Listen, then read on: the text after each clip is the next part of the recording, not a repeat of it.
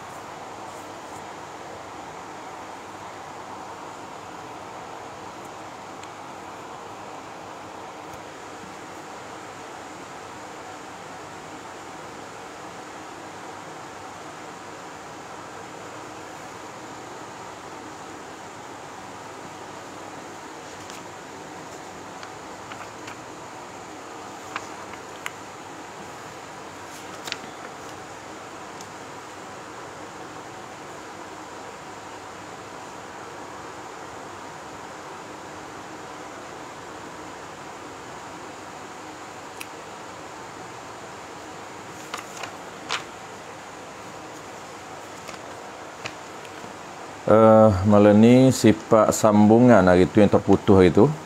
Hari itu yang kita tak dapat, yang ada problem hari itu, tak dapat nak sambung. Muka surat 18 InsyaAllah malam ni muka surat 18. Dalil kita akan lengkapkan ciri yang kelima, ciri ketuhanan yang kelima. Malam ni kita settlekan ciri yang kelima iaitu dalil. Dalil Allah Ta'ala bersifat dengan sifat yang kelima, ciri yang kelima itu qiyamuhu ta'ala binafsih.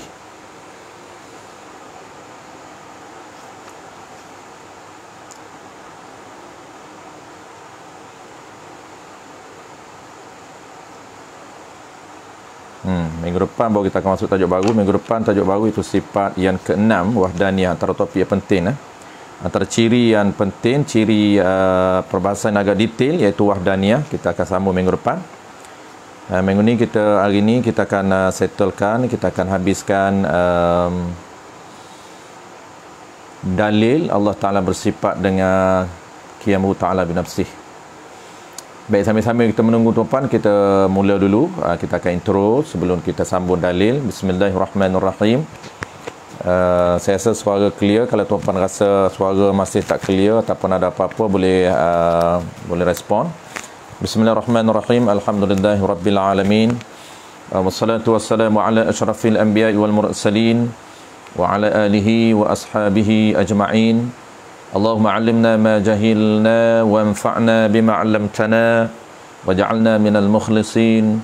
Wa sallallahu ala sayyidina Muhammad wa ala alihi wa baraka wa sallam.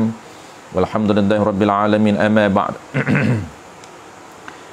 Terlebih dahulu marilah sama-sama kita menyatakan setinggi-tinggi kesyukuran kehadrat Allah Subhanahu wa taala kerana dengan limpah kurniaannya sama-sama kita diberikan kesempatan, masa, kekuatan oleh Allah Subhanahu wa taala untuk menyambung pengajian kitab kita tuan-puan, kitab Al-Misbahul Munir, muka surat 18, iaitu kita masih lagi membincangkan ciri ketuhanan yang kelima dalam kategori sifat yang kedua, iaitu sifat salbiyah. Malam ni insya-Allah tuan-puan kita akan sambung dalil yang kita terputus hari itu, yang tak clear, tak ada suara itu. Jadi malam ni insya-Allah kita akan completekan dalil untuk lengkapkan huraian sifat yang kelima ataupun ciri yang kelima. Baik, sebelum kita bincang dalil tuan-puan, dalil akal dan juga dalil naqal, kita recall balik ataupun kita sebut balik tuan-puan makna sifat ataupun ciri ketuhanan yang kelima. Ini paling penting, kita nak kena tahu makna bukan nama. Selalu kita sebut tuan-puan, selalu kita sebut, kita belajar sifat 20, kita belajar sifat atau panggil ciri, pengenalan ketuhanan 20 ciri ini, 20 sifat ini merupakan metodologi yang dirintis oleh tokoh besar kita Al-Imamun Asy'ari dan Al-Maturidi. Metodologi dia yang dirintis, yang diselebaskan oleh dua tokoh besar ini. Cuma kita kena ingat, apabila kita belajar pendekatan mengenal Allah Ta'ala melalui ciri ini, kita bukan sahaja kenal nama ciri, tetapi kita nak kenal makna ciri. Itulah yang kita nak faham, itulah yang kita cuba nak pegang dalam hati kita. Sebab kita ditaklifkan oleh Allah Subhanahu Wa Ta'ala, diwajibkan oleh Allah Subhanahu Wa Ta'ala untuk beriman, untuk pegang dalam hati kita, untuk percaya dalam hati kita. Itu yang paling penting yang kita kena ingat. Jadi kita belajar sifat, kita belajar orang panggil pertumpuan sifir, hukum akar, itu merupakan perantaraan atau dipanggil tangga, dipanggil wasilah, perantaraan untuk memahami tentang ciri ketuhanan yang ada pada Tuhan melalui tangga ataupun wasilah ataupun pendekatan ataupun sifirnya hukum akal.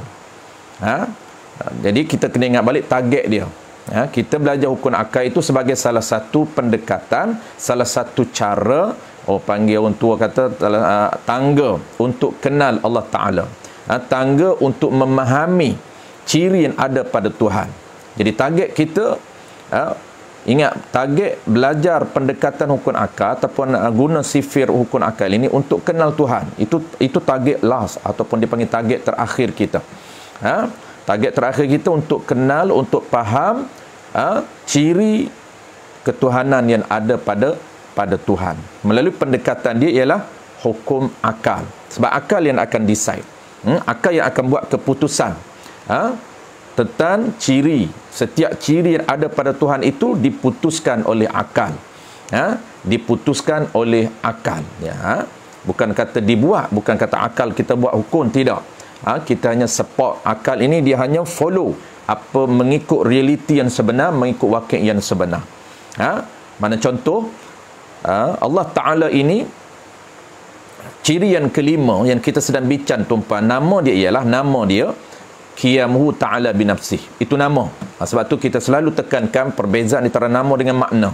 Sebab kita bukan nak beriman kepada nama, tidak. Kita nak beriman kepada makna ataupun diri Qiyamuhu Ta'ala binafsih yang berada yang berada pada Tuhan. Sifat ini berada pada zat Tuhan. Secara umum, walaupun sifat ini sifat salbiyah, sifat yang kita panggil sifat yang jenis sungguh, bukan sifat yang jenis wujudi, sifat yang jenis amrun i'tibari. Tapi secara general, secara umumnya kita sebut sifat ini berada pada zat Allah Subhanahu Wa Ta'ala. Jadi apa yang akal putuskan, sebab itulah kita sentiasa kena combine untuk mengenal Allah Ta'ala melalui sifir hukum akal. Sebab akal yang akan buat keputusan mengikut realiti yang sebenar. Akal hanya follow, menyungguh berdasarkan wakil ataupun nafsul amri ataupun realiti yang sebenar yang ada pada Tuhan. Akal buat keputusan macam mana, bukan akal buat kriat hukum, tidak. Akal hanya buat keputusan mesti ataupun sungguh di Tuhan. Itu saja. Kalau akal tak buat keputusan sungguh ataupun mesti diri sifat yang ada pada Tuhan, tetap tidak menjejaskan ciri yang ada pada Tuhan. Tetap Tuhan itu ada. Tetap Tuhan itu bersifat dengan qiyamuhu ta'ala binafsih. Tetap Tuhan itu bersifat dengan sifat qudrah. Walaupun semua manusia tidak mengatakan mesti Allah bersifat dengan qudrah. Tetap Allah Ta'ala bersifat dengan qudrah sampai bila-bila. Cuma kita ini ditaklif oleh Allah Ta'ala supaya apa? Supaya membuat keputusan dengan akal kita mengikut realiti yang sebenar di sisi Allah Subhanahu Wa Ta'ala. Apa keputusan yang kita buat? Iaitu kita buat mesti Allah bersifat dengan sifat, nama dia ialah qiyamuhu binafsih. Mesti Allah bersifat dengan sifat qiyamuhu binafsih, ataupun dipanggil sungguh. Mesti sungguh Allah bersifat dengan sifat qiyamuhu binafsih. Itu yang akal buat. Bukan akal buat qiyamuhu binafsih, tidak. Akal buat keputusan mesti, iaitu mesti itu dipanggil wujubun. Qiyamuhu binafsih. Apa yang mesti itu? Mesti Allah ni bersifat dengan sifat yang bernama qiyamuhu ta'ala binafsih, berdiri dengan sendiri. Maka berdiri dengan sendiri itu dipanggil wajibun, benda. Baik, serta tuan-puan, kita terus. Baik, kita apabila sebut qiyamuhu ta'ala binafsih, tuan-puan, dia merujuk kepada dua makna. Itu yang kita nak pegang, yang kita nak faham, yang kita nak i'tiqad dan hati kita. Apa dia makna yang pertama sebelum kita baca dia punya dalil, tuan-puan. Malam ni dalil, mana dalil akal tentang qiyamuhu binafsih. Sebelum kita baca dalil, kita faham dulu makna dia. Makna yang pertama, tuan-puan, yang kata kita berdiri dengan sendiri ini, yang kata ternafi ini, apa yang ternafi pada makna qiyamuhu binafsih? Iaitu yang pertamanya kita sebut minggu lepas, ada dua saja. Yang pertamanya, Allah Ta'ala ini tidak berhajat. Dengan makna apa? Dengan makna berdiri dengan sendiri ini, Allah tidak memerlukan ataupun Allah tidak berhajat kepada zat yang lain, kepada diri yang lain untuk apa? Untuk keberadaannya, untuk kewujudannya. Ini isyarat apa? Isyarat bahawa Allah Ta'ala ini zat, bukan sifat. Sebab dia zat, dia tak perlu kepada zat yang lain. Kalau Allah perlu kepada diri yang lain, bermakna Allah bukan zat, tapi Allah sifat, Allah ciri. Sedangkan Allah Ta'ala ini, dia ada diri dan dia ada sifat. Maka diri dia ini tidak berhajat kepada diri yang lain. Itu makna qiyamuhu binafsih. Makna qiyamuhu binafsih yang pertama. Yang kedua apa, tuan-puan? Yang kedua dengan makna apa? Dengan makna berdiri dengan sendiri. Makna yang kedua, Allah tidak memerlukan yang menjadikan diri dia. Kenapa? Kerana dia ataupun Allah Ta'ala tu yang menjadikan segala yang lain. Sebab itu dia tak berhajat, dia tidak memerlukan kepada yang menjadikan dia. Kenapa? Kerana dia ataupun kerana Allah ini mujid, yang menjadikan segala yang baharu. Dia tak berhajat kepada orang yang menjadikan dia. Ini dengan makna apa, tuan-puan? Dengan makna adanya Allah. Isyarat apa ni? Isyarat menunjukkan bahawa adanya Allah tidak terikat dengan kewujudan yang lain. Sebab itu ada dia semata-mata. Ada yang sebenar-benar, ada yang semata-mata, tidak terikat dengan kewujudan yang lain, tidak terikat dengan apa, tuan-puan? Dengan diri yang lain. Adapun kita terikat dengan diri yang lain. Ada kita ni, tuan-puan, dia ada muqayyad, dia ada majazi, bukan ada yang hakiki. Sebab ada kita berhajat kepada yang menjadikan kita. Siapa yang menjadikan kita? Iaitu Khaliq, iaitu mujid, orang yang menjadikan kita. Siapa dia? Allah Ta'ala. Itulah yang menjadikan kita, berhajat kepada yang menjadikan kita.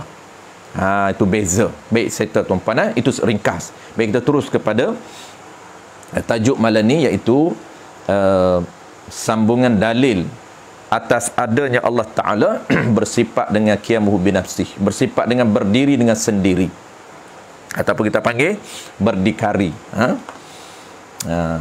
independen tu mana, tak bergantung kepada orang lain. Maksud tak bergantung kepada orang lain. Tapi Allah Ta'ala dia lebih refer kepada dua makna yang khusus ini. Mudah saja untuk kita ingat. Apabila terbayang nama qiyamuhu ta'ala binafsih tu kan, Allahu la ilaha illa huwal hayyul qayyum. Kita baca ayat kursi tuan-puan, Allahu la ilaha illa huwal hayyul qayyum. Dua ciri dia sebut. Huwa, yang ini dia takkid kepada Allah. Huwa itu kata dhamir itu kembali kepada Allah. Allah yang mana? Hayyu sifat pertama, yang penhidup. Qayyum yang berdiri dengan sendiri. Ini Allah Ta'ala sebut tuan-puan, perincikan dia punya ciri dia. Ini cara Allah nak memperkenalkan di ciri dia kepada kita. Melalui apa tuan-puan? Melalui ciri. Dia nak perkenalkan diri dia, zat dia ini, melalui apa tuan-puan? Melalui ciri. Sebab tu berselerakan ciri-ciri Allah yang disebut di dalam Al-Quranul Karim, dikumpulkan oleh ulama kita, disilabuskan oleh ulama kita secara tersusun untuk mudah kita belajar dan kita faham dan capai target kita tuan-puan. Apa target kita? Mengenal Allah Subhanahu Wa Ta'ala melalui metodologi ciri ataupun pengenalan, melalui ciri-ciri pengenalan ketuhanan. Baik, saya qala al-musannif rahimahullahu subhanahu wa ta'ala. Dan dalil atas adanya Allah Ta'ala bagi orang yang ada kitab tuan-puan, muka surat 18, perenggan kedua, muka surat 18 perenggan kedua. Sangat bagus, sangat baik tuan-puan kena ada kitab. Sangat baik, dia berkap kitab ni, letak di rumah tu berkap.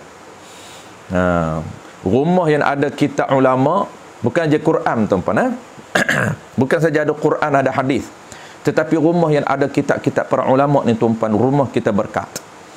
Rumah kita berkat. Malaikat rahmat sangat suka. Sebab tu saya ingat Tuan Guru saya sebut dulu. Tuan Guru saya sebut, dia kempen pelajar-pelajar dia supaya beli kitab.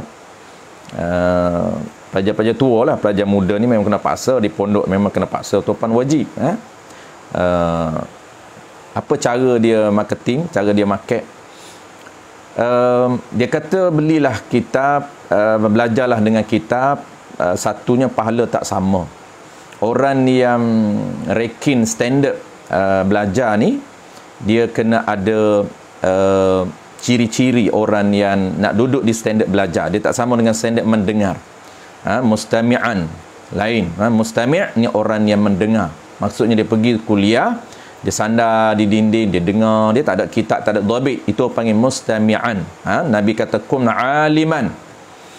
Jadilah kamu orang yang aliman, orang yang alim. Au muta'alliman. Jadilah yang pertama orang yang belajar. Yang kedua, jadilah kamu orang yang mengajar. Yang ketiga, au mustami'an, dan jadilah orang yang mendengar. Pertama, orang yang belajar, orang yang mengajar, dan orang yang mendengar. Itu ranking tak sama di sisi Allah Ta'ala, pahala pun tak sama.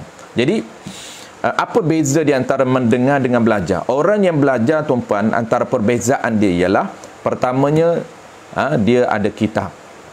Dia ada kitab.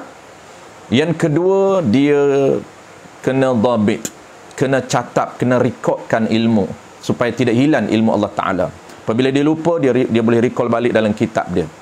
Dan banyak tuan-puan, dia punya benefit ataupun khasiat kebaikan penulisan ilmu kita. Bukan saja untuk diri kita, takut lupa, mungkin 2 hari, mungkin 2-3 bulan lupa, kita boleh tengok, kita record, kita tulis dalam kitab. Bukan saja untuk kepentingan diri kita, tetapi para ulama ni rupanya tuan-puan, dia punya futuristik, dia punya pandangan ke depan dari sudut jana pahala. Rupanya antara benefit lain, pengharapan dia ataupun impian dia, tulisan ini bukan untuk diri dia saja. Untuk apa? Untuk jaga ilmu, bukan untuk diri dia, tetapi untuk suatu hari nanti sekiranya anak cucu aku atau sesiapa yang melihat tulisan aku ini, dia boleh baca dan dapat pahala kepada aku walaupun aku dah meninggal. Dia tak mampu nak mengarang kitab seperti para ulama meninggalkan warisan kitab-kitab, tapi dia tak mampu. Yang dia mampu apa? Yang dia mampunya dhabit ataupun catat, notakan ilmu-ilmu yang dia dengar di kitab ataupun di buku-buku catatan dia. Apabila dia meninggal, anak-anak dia boleh baca, cucu dia boleh baca. Oh, inilah nota tok wan aku mengaji dulu. Oh, inilah nota datuk aku belajar dulu. Anak dia boleh baca, cucu dia boleh baca, ataupun orang lain boleh baca. Orang lain boleh baca nota ilmu yang ada pada dia. Itulah cara untuk dia kira ataupun jana pahala untuk masa depan. Inilah antara orang panggil apa tuan-puan, BY ulama kita. Apabila dia belajar, dia ada kitab. Yang kedua, dia akan catat ini untuk kepentingan diri dia, takut lupa suatu hari nanti. Dan tujuan yang keduanya untuk dakwah. Tujuan kedua tuan-puan untuk tujuan dakwah, sebarkan ilmu dan pertahankan ilmu daripada hilang. Cara kita nak lekat ilmu kita, tahankan ilmu kita tuan-puan, kita rekod. Itu dia punya benefit. Panjang contoh hilang malam ni. Itu satu. Dan tuan guru saya kata, selalulah tuan guru saya sebut masa belajar dulu, dia kata kempen dia supaya beli kitab dan dhabit. Dia kata kitab ni tuan-puan, kalau kita letak di rumah kita, insya-Allah banyak berkat. Rumah kita akan berkat. Malaikat rahmat akan jaga. Rumah yang ada Quran, rumah yang ada hadis, rumah yang ada kitab-kitab para ulama, Allah jaga rumah itu. Allah jaga rumah itu. Allah utuskan para malaikat rahmat sentiasa berada di tempat-tempat yang adanya Quran, yang adanya hadis, yang adanya kitab para ulama. Apatah lagi kita baca, lagi berkat tuan-puan. Di rumah itu bacalah Quran, bacalah hadis, bacalah kitab para ulama. Sebab itu tuan-puan, tradisi guru dulu tuan-puan, dia akan baca kitab di rumah dia juga. Walaupun dia baca di masjid, dia baca di pondok, dia baca di surau, tapi akan ada slot di rumah dia sendiri. Kenapa? Dia nak jaga keberkatan rumah dia. Dan trend tuan-puan, tuan guru saya ingat lagi dulu masa tahun 2000 saya berhijrah di Kedah. Banyak guru saya belajar masa tu, 3-4 orang guru selain daripada Tuan Guru Jicip. Mula-mula saya belajar dengan Tuan Guru Jicip di rumah dia, penuh rumah dia sampai di tangga. Saya tengok macam pondok, terkejut saya. Sebab saya masa saya tinggal kampus saya, di kampus saya tak ada suasana tu. Tak ada suasana untuk guru belajar di rumah. Biasanya di pondok aja kita tengok. Tak. Tuan Guru Jicip dia tak buka pondok. Rumah dia ketika saya pergi tuan-puan, penuh rumah dia sampai di tangga. Orang sanggup duduk lagi di tangga rumah. Di tangga penuh. Duduk bawah rumah tuan-puan. Bawah rumah orang sanggup duduk lagi. Masya Allah, hebat budaya ilmu. Yang kedua, murid dia. Saya pergi dalam dua murid dia. Di sekitar kawasan tu yang mengajar di rumah juga. Itu apa nama ni, Pak Cik Hassan nama dia. Dan juga Tuan Guru Haji Omar. Juga mengajar di rumah. Ini sebab apa dia orang petaham trend ni tuan-puan. Dia nak jaga antara keberkatan rumah itu. Bukan saja dibaca hadis, bukan saja dibaca Quran, tapi dibaca kitab di dalamnya. InsyaAllah berkat rumah tersebut. Kita pun buatlah tuan-puan. Belajar kitab, khatam kitab, baca untuk anak-anak kita. Anak-anak kita dengar, cucu-cucu kita dengar. Baik, saya teruskan tuan-puan. Kita nak ambil masa tuan-puan sekejap aja. Malam ni iklan dia banyak sikit. Sebab kita nak express malam ni, dia tak payah sangat dalil sahaja. Dalil, konsep dalil kita dah faham. Konsep 4 ataupun 4 sebelum daripada ini kita dah bahas konsep yang sama. Qala al-musannif rahimahullahu ta'ala, dan dalil atas ada Allah Ta'ala cara-cara diri itu. Maksudnya ada cara-cara diri dia, tak sama dengan kita. Apa maksud cara-cara diri? Ada dengan sendiri, bukan ada dengan sendiri. Apabila kata ada dengan cara-cara diri, maksud apa? Maksudnya dua tadi. Qiyamuhu ta'ala binafsih, disebut juga dalam ibarat lain, ada yang tidak berdiri, ada yang berdiri dengan sendiri ni disebut juga dalam ibarat lain ada cara-cara diri. Maksud apa tuan-puan? Maksudnya dia tak berhajat kepada zat lain untuk ada, dan dia tidak memerlukan yang menjadikan dia. Mudah saja. Itulah dia punya maksud dan makna apabila kita sebut ada cara-cara diri dia. Ada yang berdiri dengan sendiri. Apa maksud berdiri sendiri? Tak perlu kepada, dia tak berhajat kepada yang menjadikan dia, dan dia tak berhajat kepada zat lain untuk kewujudan diri dia. Kenapa? Dia zat. Mana dalil? Ialah tu khabar, dan dalil bermula dalil tu mubtada, dan bermula dalil, dia nak cerita dalil. Lepas tu mana khabar dia? Ialah kita fikir. Jadi andai, kita fikir. Mana andaiannya? Jikalau Allah Ta'ala, jikalau ni macam biasa tu, pada konsep biasa kita sebut dah sebelum daripada ni, ini andaian. Andai sahaja, bukan sungguh. Jikalau ni andai. Dia panggil fardu takdir. Jadi konsep mana ni kita dah bahas sebelum daripada ni. Kita tak sebut malam ni. Lain kali kita akan ulang balik. Malam ni kita kita tak sebut. Jadi kalau orang tanya kenapa duk main andai-andai ni, orang yang tak belajar metodologi ciri ni tuan-tuan, dia suka i'tirab, dia suka rab, dia suka condemn. Jadi kita kena ada hujah untuk jawab condemn argument orang. Jadi konsep ini diambil daripada apa? Daripada konsep Allah Ta'ala dan Quran. Tu andai tu. Jikalau Allah Ta'ala tidak ada cara-cara diri, tidak berdiri sendiri, bahkan malah berkehendak kepada yang menjadikan dia kan Allah. Kalaulah Allah tak berdiri sendiri tuan-puan, apabila tak berdiri sendiri, kita faham ada dua makna. Dua makna tu apa? Tak berhajat kepada diri yang lain, tak berhajat kepada yang menjadikan dia. Kalaulah Allah Ta'ala tak berdiri sendiri, makna apa? Maknanya dia berhajat kepada zat lain. Maknanya dia berhajat kepada yang lain. Itu dia punya apa nama ini, makna di sebaliknya. Bahkan bahkan berkehendak kepada yang menjadikan dia kan Allah. Kalau dia tak berdiri dengan yang lain, bermakna dia berhajat kepada yang menjadikan dia. Nascaya, jawab. Nascaya ni tuan-puan, dia panggil jawab bagi jika. Ni dia punya tarkib, ataupun dia panggil tuan-puan cara gaya bahasa ulama kita ni. Dia ulama kita ni dia jaga tarkib, dia jaga susunan tata bahasa. Cantik. Dia punya bahasa kitab tua ni tuan-puan, dia panggil bahasa aras tinggi. Bahasa yang tidak meninggalkan tata bahasa. Ini dia punya kualiti bahasa dia sangat tinggi. Kita nampak kita tak faham ni, kita nampak kata apalah bahasa lama ni payah duk main jika maka. Jika maka. Patu jika nescaya. Maka bermula. Ialah. Itu sahaja kita duk biasa dengar. Tapi dia ada dia punya function bahasa yang tertentu. Baik, nascaya ni apa tuan? Nascaya ni jawab andai. Jawab bagi jika. Kalaulah kita andaikan bahawa Allah ni tak berhajat, Allah ni tak bercirikan qiyamu ta'ala binafsi, apa rizab dia? Maksudnya apa jawapan dia? Apa kita nak kata? Nascaya. Nascaya ni apa kamu nak hukum? Tu makna nascaya ni. Bahasa orang tua dulu tuan-puan. Nascaya adalah ia Allah baru.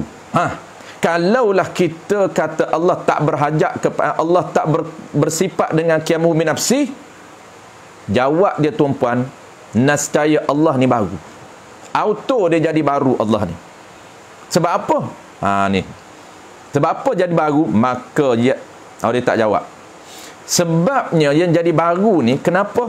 Kerana kalau Allah tak bersifat dengan qiyamu ta'ala binafsi, Allah tak bersifat dengan qiyamun yang Allah sebut dalam surah ayat kursi tu, Allahu la ilaha illa huwal hayyul qayyum. Kalau Allah tak bersifat dengan qayyum, bermakna tuan Allah baru. Kenapa? Kerana Allah akan berhajat kepada zat untuk keberadaannya. Allah akan berhajat kepada yang menjadikan dia. Bermakna Allah ini tak qadim. Kenapa? Karena dia ada mula. Sebab apa dia ada mula? Dia baru. Kerana baru ni tuan-puan, tiap-tiap baru ini akan ada mula. Tiap-tiap baru ini akan ada yang membaharukan dia. Faham tuan-puan? Ni. Apabila Allah baru tuan-puan, maka iaitu baru tu mustahil. Akal tak boleh terima nak kata baru. Kenapa? Kerana telah tetap sedia Allah. Tak boleh terima akal. Kenapa akal tak boleh terima? Kerana tetap dah Allah Ta'ala ni bersifat dengan sedia. Nak kata baru kok mana lagi? Allah Ta'ala ni kita bincang awal lagi kidam. Allah tu kidam di awal lagi. Wal awwalu wal zahiru wal awwal wal akhir. Dalam ayat lain wal zahir wal batin. Wal awwal wal akhir. Dialah awal yang tidak ada mula. Allah Ta'ala jelas dia. Allah Ta'ala sendiri jelas ciri dia ni qadim. Tiba-tiba kita nak kata dia baru, mustahil. Kenapa? Kerana telah tetap sedia Allah Ta'ala dengan dalil-dalil yang nyata di sana, yang nyata pada pahaman kita di sana, di ciri yang bernama kidam. Ataupun ini makna kedua, berkehendak. Kalau Allah Ta'ala ni baru, dia akan berkehendak kepada yang menjadikan dia. Sebab tu Allah Ta'ala ni tetap dan mesti kena bersifat dengan qiyam, kena bersifat dengan berdiri sendiri. Kalau Allah tak bersifat dengan berdiri sendiri, Allah Ta'ala baru. Kenapa? Dia berhajat kepada yang menjadikan dia. Atau berkehendak kepada sesuatu zat yang hendak ada ia Allah di zat itu. Apabila dia baru, maka dia perlukan kepada apa? Kepada apa nama ini? Baik, silap. Apabila dia itu tak qadi, apabila dia ni tak qiyam, tak berhajat, tak bersifat dengan qiyamu ta'ala binafsi, bermakna Allah Ta'ala ini berhajat kepada sesuatu zat untuk kewujudan dirinya. Ataupun berkehendak kepada sesuatu zat yang hendak ada ia Allah Ta'ala itu di zat itu, ataupun hendak ada ia sesuatu itu di zat itu. Kalaulah dia berkehendak kepada sesuatu untuk kewujudan diri dia, maka dia bukan zat, makna dia sifat. Maka dinamakan dia kan sesuatu zat yang hendak ada ia di zat. Kalau sesuatu yang perlu kepada zat lain untuk kewujudan diri dia, benda itu bukan zat. Orang panggil apa benda tu? Benda itu sifat. Benda itu ciri. Kita basic kita dah bincang bulan lepas, itu minggu lepas, beza di antara ciri dengan diri. Beza di antara zat dengan sifat. Kenapa kena faham betul-betul konsep setiap istilah ni tuan-tuan? Kerana ini dia panggil asas yang sangat penting untuk membantu kita faham betul-betul konsep pengenalan diri, ciri terhadap ataupun ciri yang ada pada diri Tuhan. Sebab tu kita faham istilah, kita dah bahas istilah ni untuk bantu kita supaya kita boleh betul-betul mantap kepahaman kita tentang konsep pengenalan terhadap Tuhan melalui ciri. Kita bincang ciri yang ada pada Tuhan. Maka ciri ni tuan-puan, ataupun sifat ini, dia tidak boleh berdiri sendiri. Dia mesti nak ada dia ini, mesti dia kena melekat, dia kena tumpan diri, barulah nampak dia. Sebab itu dia panggil maqama bi ghairih, sesuatu yang ada, yang tumpan, yang melekat pada diri yang lain. Untuk apa? Untuk kewujudannya. Dia tak boleh wujud sendiri tanpa ada diri, tak boleh. Kalau jenis wujud sendiri ada tanpa benda lain, itu dipanggil diri. Itu dipanggil zatun, dipanggil zat. Cuma istilah. Kalau zat itu istilah refer kepada Allah Ta'ala. Diri kita refer kepada Allah Ta'ala. Bahasa kita dipanggil diri, tetapi bahasa kitab dipanggil zat. Zat ini penggunaan khusus untuk zat Allah Ta'ala. Tetapi kalau diri makhluk, kita panggil apa? Kita panggil jirim. Beza. Kenapa beza? Supaya kita mudah faham.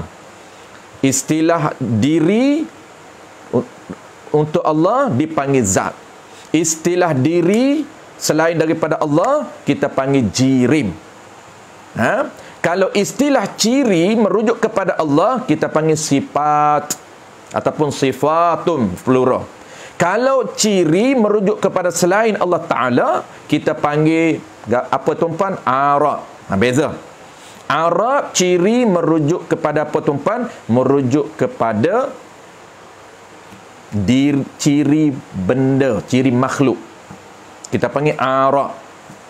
Nama je beza, tapi makna sama. Pembezaan istilah. Istilah beza, nama beza, tapi makna sama.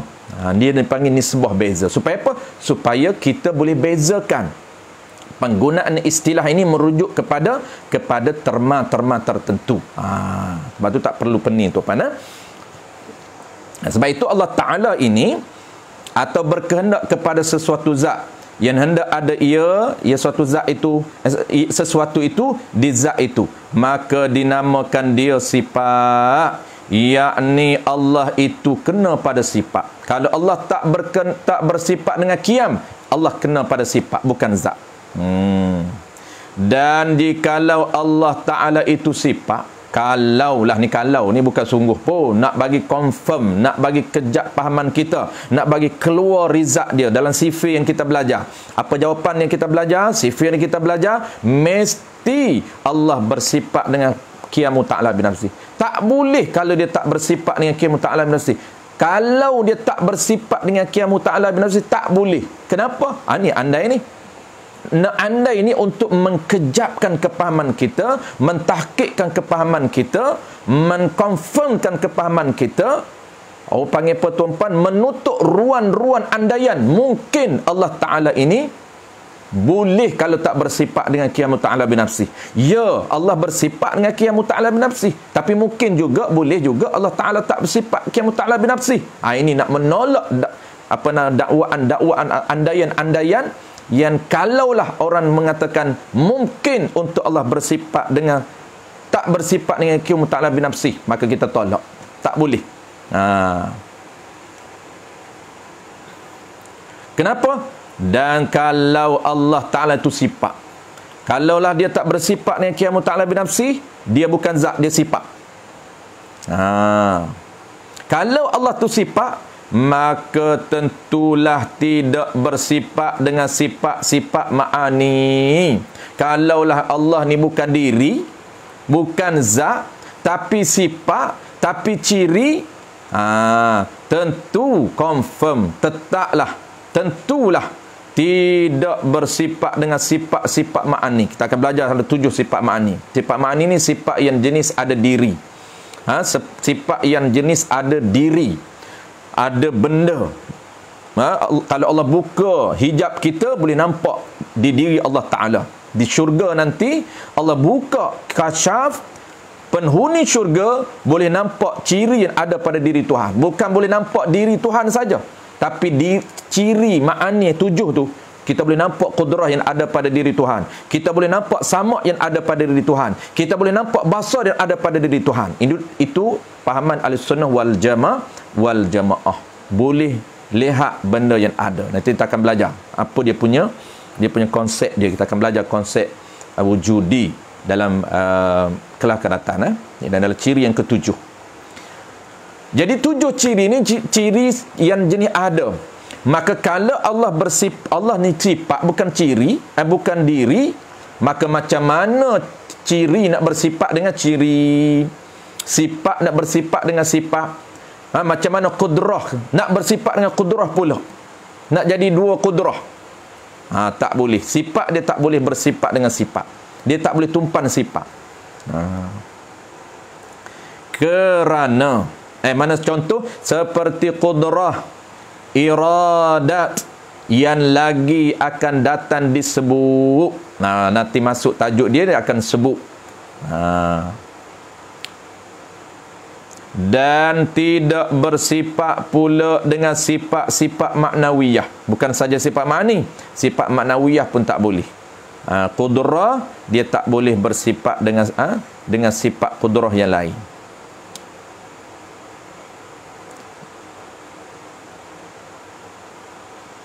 Nascaya. Nascaya tidak menjadi ia Allah akan makhluk ini. Kalaulah Allah tak bersifat dengan sifat ma'an, dia tak, Allah Ta'ala ni bukan zat, dia sifat, maka sifat tak boleh nak menupan sifat. Qudrah tak boleh nak tupan qudrah yang lain. Nascaya tidak menjadi ia Allah akan makhluk ini. Kalaulah dia tak boleh nak tupan qudrah ni, dia tak boleh nak tupan qudrah lain, sifat dia tak boleh nak tupan sifat dia kena tupan zat. Ciri dia kena tumpan zat. Ciri ni tumpan, dia kena tumpan diri. Putih ni tumpan, dia kena tumpan kain. Tak boleh nak keberadaan putih, tak boleh nak tengok putih tanpa dia melekat di sesuatu benda. Tumpan color, warna, benda yang ada, benda yang boleh dilihat, benda yang boleh dikesan dengan panca indera. Itu dia panggil benda wujudi.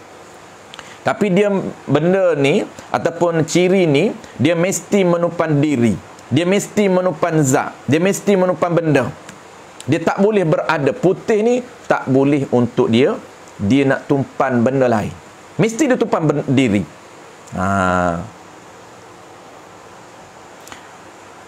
Nascaya tidak menjadi ia akan makhluk ini. Kalaulah tak ada sifat qudrah, nascaya Allah tak boleh nak buat makhluk ni.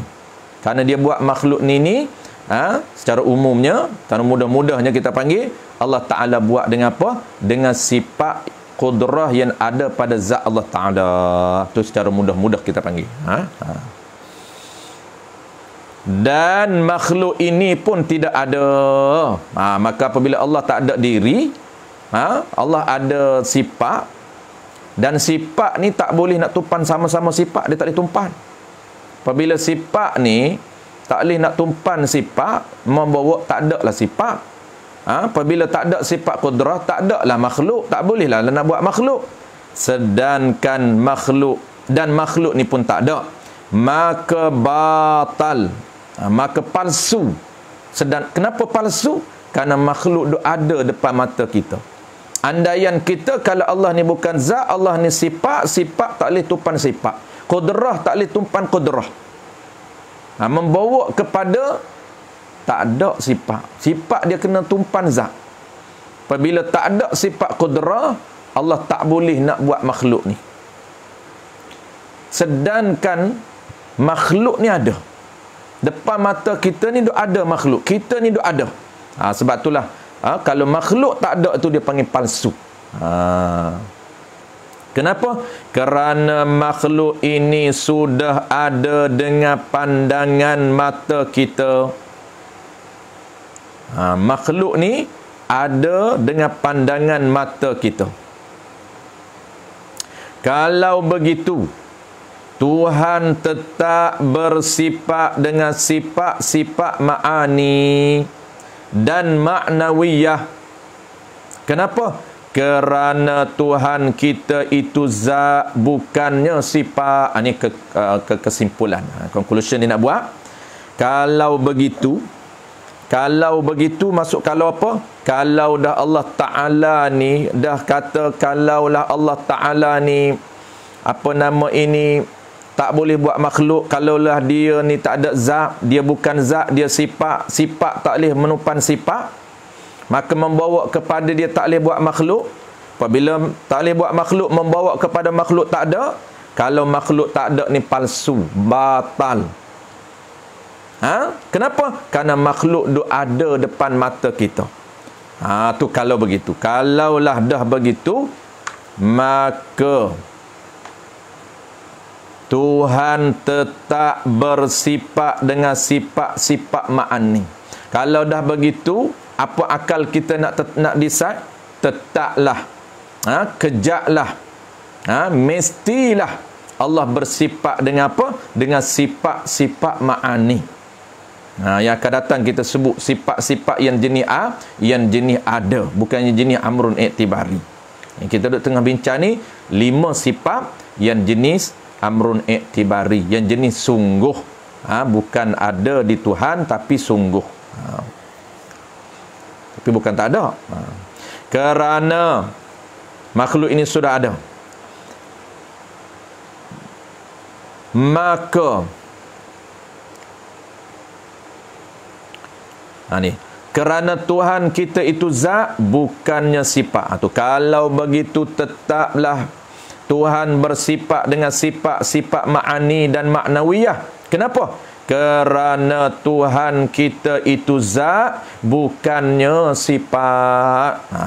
Sebab apa Tuhan boleh bersifat dengan sifat ma'ani? 7, qudrah, iradah, hayat, sama, basar, kalam. Kerana dia ini zat. Dia ini diri. Kalau begitu, habis, maka tetaplah zat Tuhan itu ada cara-cara diri. Maka tetaplah, kesimpulan dia nak buat, tetaplah zat Tuhan itu ada zat Tuhan itu ada yang macam mana? Ada yang cara-cara diri. Maksud apa? Ada yang berdiri dengan sendiri. Itulah pengakuan. Itulah tu merujuk pada apa? Isyarat kepada apa? Isyarat kepada tetap zat Tuhan. Mestilah zat Tuhan itu ada sifat yang bernama qiyamuh binafsih. Ada dengan apa dia? Dengan tidak berhajat kepada yang lain yang menjadikan dia, dan tidak berhajat kepada zat untuk kewujudannya. Itulah pengakuan yang betul, yang sama dengan pengakuan Allah Ta'ala. Pengakuan yang betul. Pengakuan yang macam mana, tuan-puan? Pengakuan yang pertamanya mesti. Tu mengaku tu. Yang kita dituntut, tuan-puan, mengaku. Kita dituntut mengaku. Pengakuan. Iqrar. Macam mana kita mengaku? Kita mengaku bahawa zat Allah Ta'ala ini mempunyai sifat yang bernama qiyamuhu ta'ala binafsih.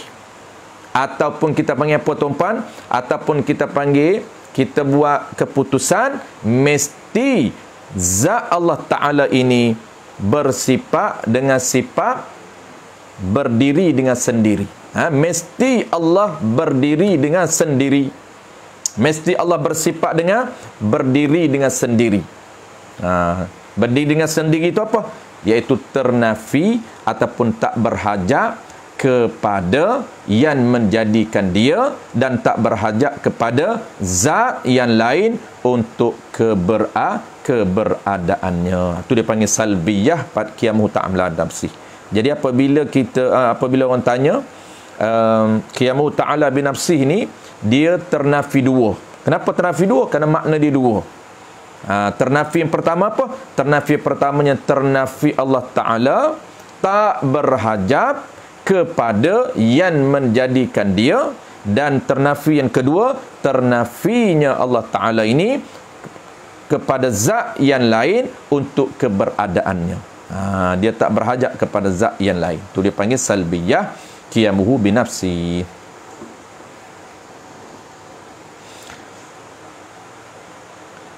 Jadi pengakuan ni, dua pengakuan tu, tuan-puan, dua pengakuan tadi, iaitu ternafi, tak berhajat kepada zat yang lain, Allah Ta'ala tak berhajat kepada yang menjadikan dia.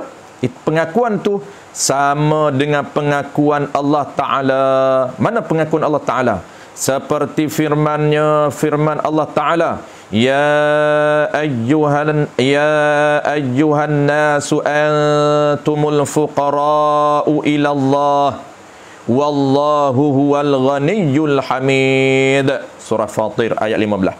Artinya, wahai manusia, kamu sekalian yang berkehendak, yang berhajat kepada Allah. Kamu sekalian ni, kata Allah Ta'ala, yang berhajat kepada Allah, yang memerlukan Allah. Kita ni yang memerlukan Allah Subhanahu wa Ta'ala. Sebab apa?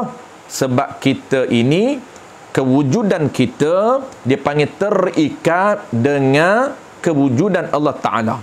Itu beza.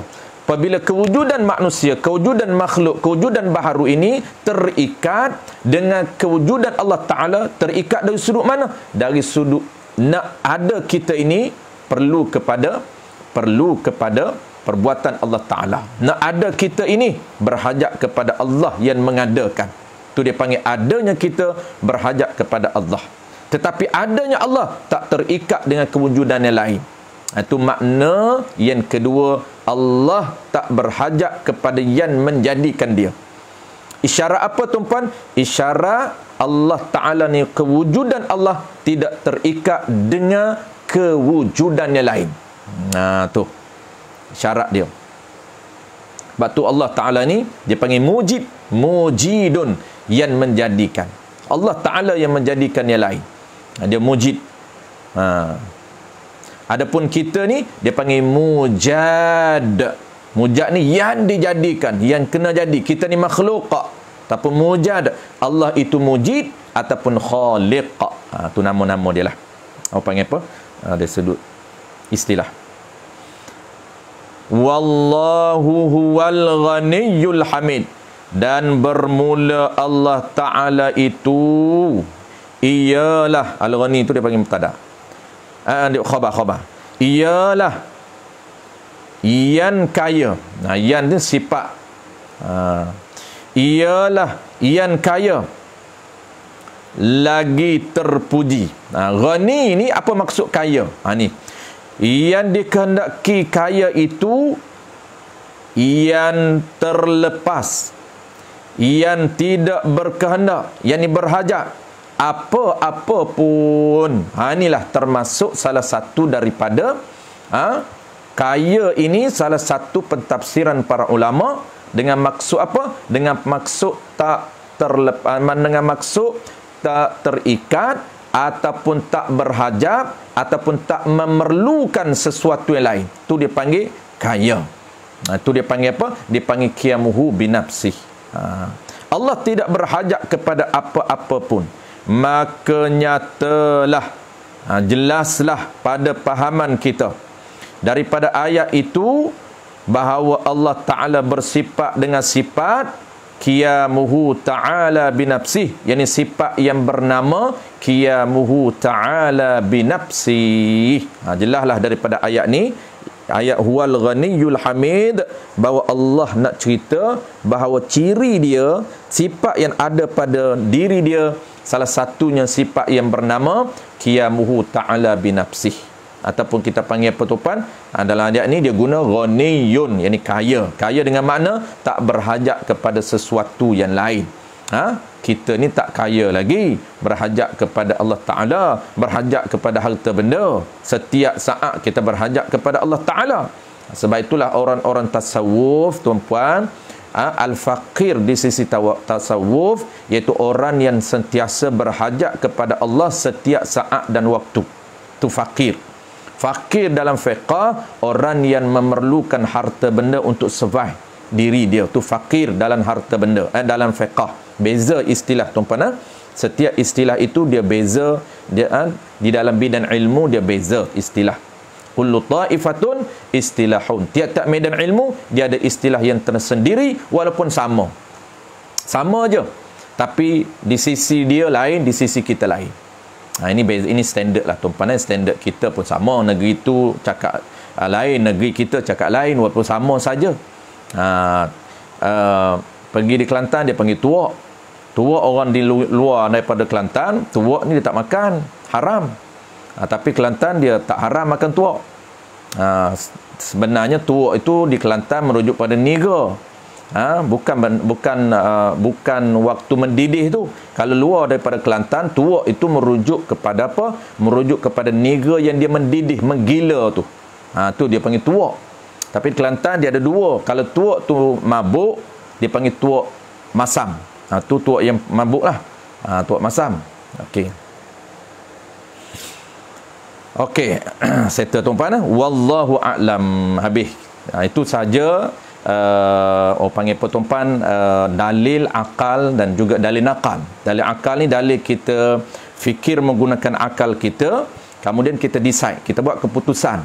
Kita buat keputusan hasil daripada fikir kita. Kita fikir menggunakan daya penakkulan, sebab tu keluarnya andai, atau apa ni Al-Fadhil Ahmad Syahid tanya, terangkan sikit pasal makna fardu takdir. Fardu takdir ni andaian. Kalau, tu dia panggil fardu takdir. Fardu takdir.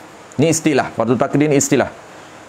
Maksud apa fardu takdir ni? Satu statement, satu perkataan itu dengan makna apa? Dengan makna andaian.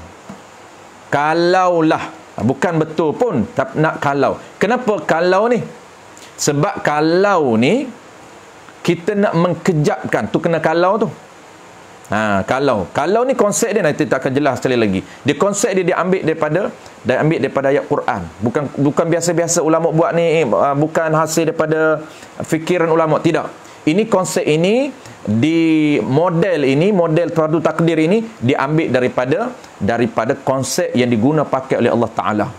Allah Taala kata kalaulah Allah itu dua, la fasadata, nasaya binasa bumi ni. Kalau Allah Ta'ala dua, nasai binasa langit dan bumi. Tak akan ada langit bumi. Bermakna konsep ini diambil, diadaptasikan daripada konsep yang diguna oleh Allah Ta'ala dalam penerangan, apa dia tuan-puan? Penerangan konsep ketuhanan dalam Al-Quranul Karim. Untuk kita kenal Allah Ta'ala ini melalui ciri yang ada pada Allah, juga merupakan konsep yang diguna pakai oleh Allah Ta'ala dalam Quran. Dan bukan konsep yang dirintis menggunakan idea sendiri, tidak. Tetapi Allah Ta'ala beri kecerdasan, kepintaran tokoh kita ni tuan-puan, melalui dia faham pendekatan dan konsep dan Quran, dia gubah, dia syllabuskan untuk mudah kita faham.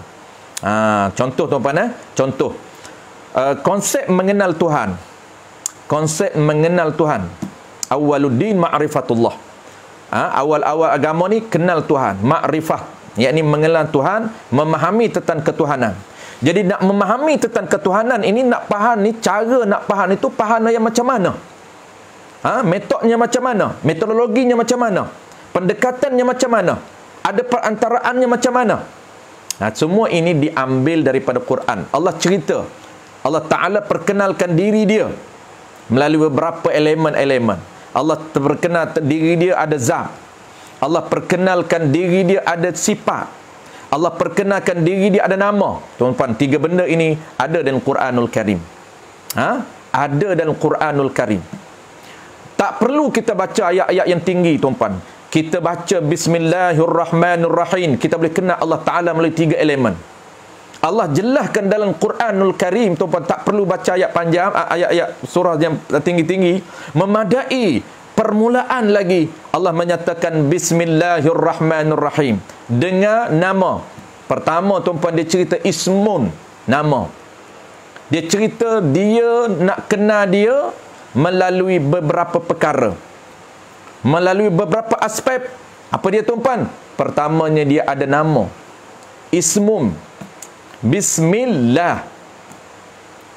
Nama ini nama apa? Sebab itulah ulama kaji nama ini ismun lizati al-wajibul wujud.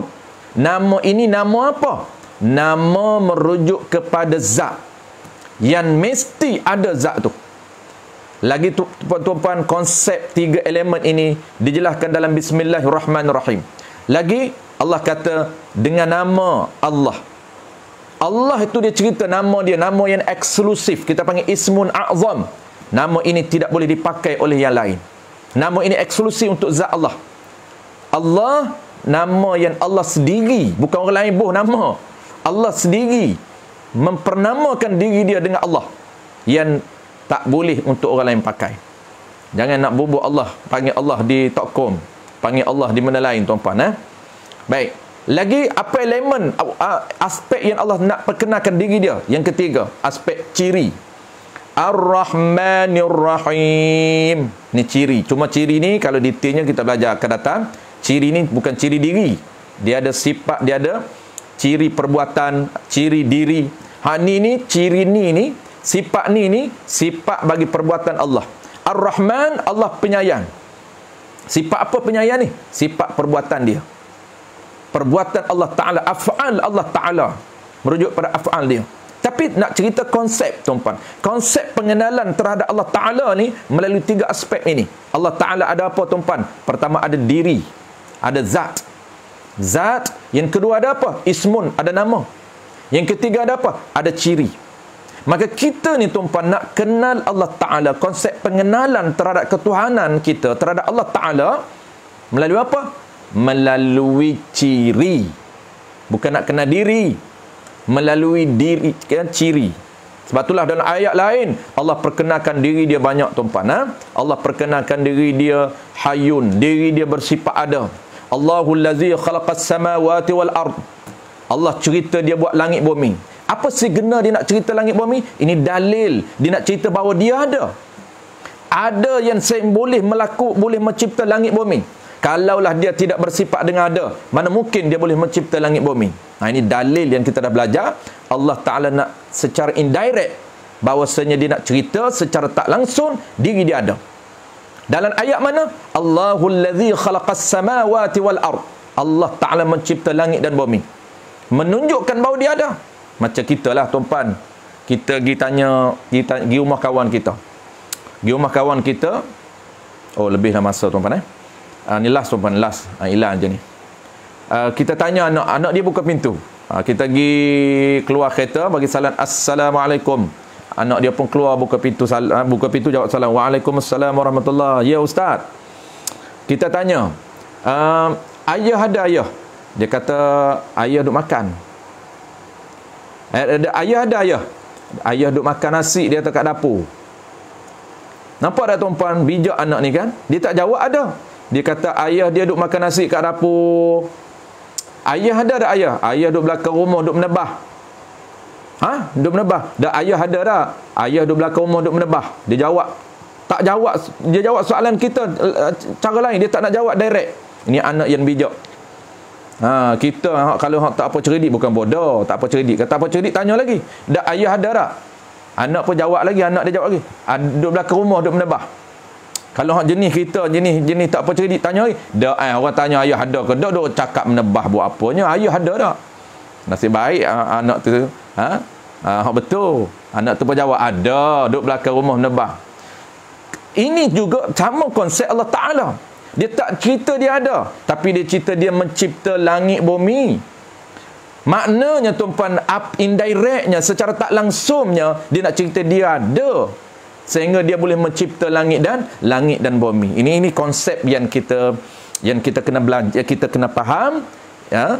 Yang kita sedang belajar ni, tuan-puan, syllabus kita, manhaj kita yang kita sedang belajar ni, yang dirintis, yang disusun oleh dua tokoh besar Ahlussunnah wal Jamaah, yang nama dia ialah Abu Hasan Asy'ari dan juga Al-Iman Abu Mansur Al-Maturidi. Bukan ciptaan dia, tidak, tetapi dia mengambil konsep ini daripada Al-Quranul Karim. Begitu juga sebagaimana yang ditanya oleh Al-Fadhil Ahmad Syahir tadi, apa maksud fardu takdir? Fardu takdir ni andaian, kalau Allah dua, nascaya binasa langit bumi.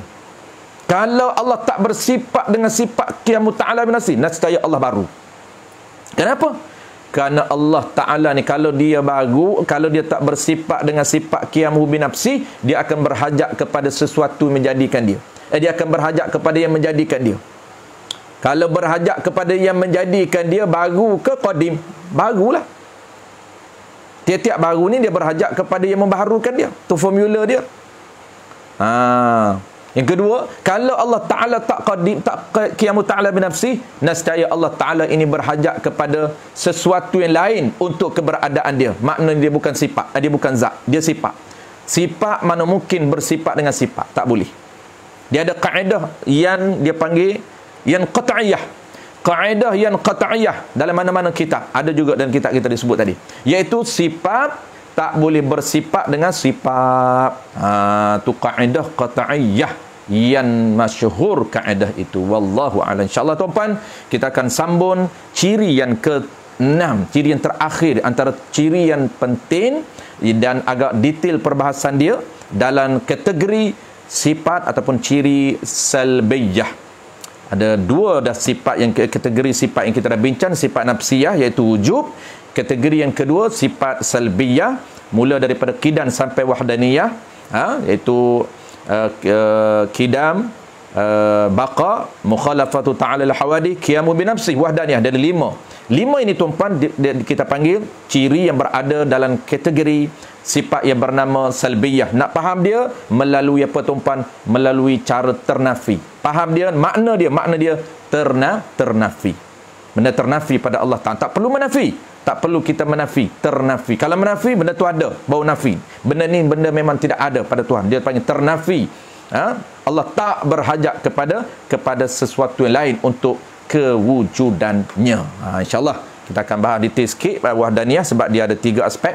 Wahdaniyah ni, wahdaniyah pada zat, wahdaniyah pada sifat, wahdaniyah pada perbuatan. Agak penting tuan-tuan tajuk ni. Sebab apa? Sebab kita kena bina kerangka di minda kita.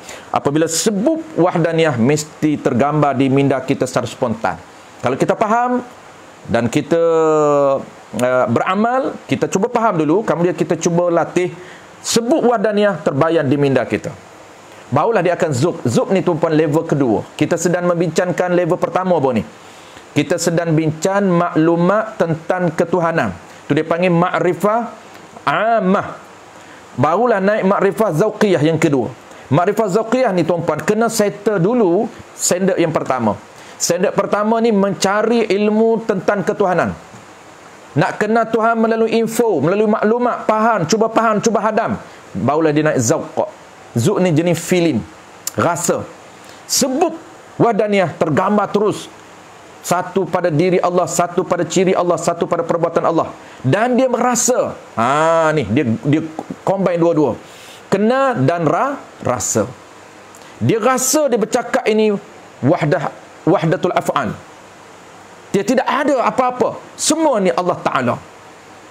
Tu insya-Allah kita akan belajar minggu depan tuan-puan. Wallahu alam. Terima kasih banyak kepada tuan-puan.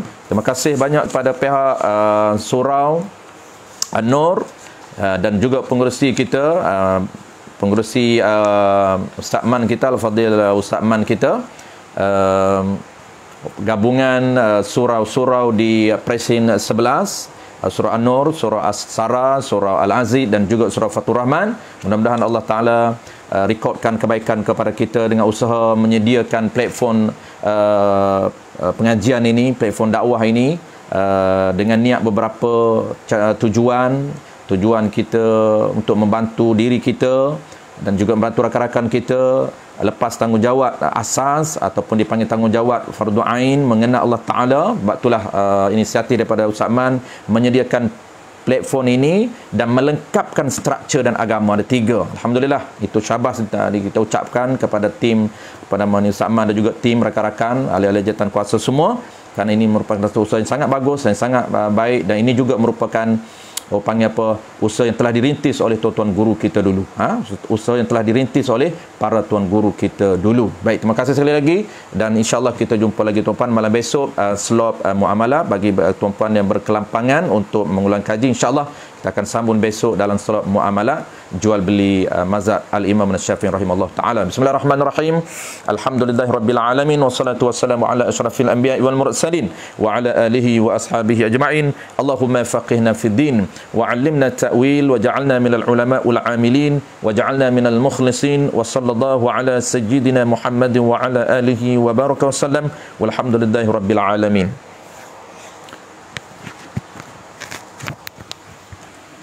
Baik, terima kasih semua. InsyaAllah kita jumpa lagi. Di soalan tak ada soalan apa, InsyaAllah kita tak perlu jawab soalan.